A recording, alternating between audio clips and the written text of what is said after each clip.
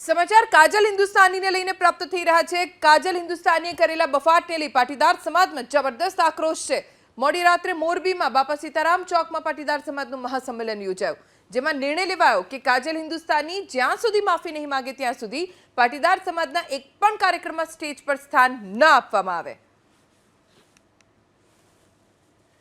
કાજલબેન હિન્દુસ્તાનીએ જે પાટીદારની દીકરી વિશે બેફામ જે બફાટ કરેલો હતો એના વિરોધમાં અમે જાહેર સંમેલન કરેલું હતું કે માફી માગે, છતાં એને માફી નહોતી માગી। તો આજે એક હિન્દુની દીકરી તરીકે એક હિન્દુની જ દીકરીઓ ઉપર આવા ખોટા વાણી વિલાસ કરે તો એને હિન્દુ સંસ્કૃતિના લક્ષણ જ ના કહેવાય। એટલે અમે એને નક્કી કર્યું છે હવે પછી જ્યાં સુધી સમાજની માફી નહીં માગે ત્યાં સુધી પાટીદાર સમાજના કોઈ પણ કાર્યક્રમના સ્ટેજ ઉપર અમારો સમાજ એને સ્થાન નહીં આપે એવું અમે અમારા સમગ્ર સમાજને અપીલ કરશું। કાજલબેન હિન્દુસ્તાનીને મારે એટલું જ કહેવાનું છે કે આપણાથી જે ભૂલ થઈ ગઈ છે તો એ ભૂલને સ્વીકારવામાં આપણને સંકોચ શેનો છે, ક્ષોભ શેનો છે।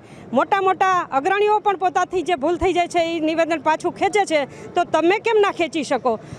આવું કોઈ ઘટના નથી બની તો મારું માનવું છે કે કાજલબેને આ પોતાની ભૂલ છે એ સ્વીકારવી જોઈએ। હજુ સુધી એમને માફી નથી માંગી એટલે અમારે ના છૂટકે આજે એક મહાસંમેલનનું આયોજન કરવું પડ્યું છે।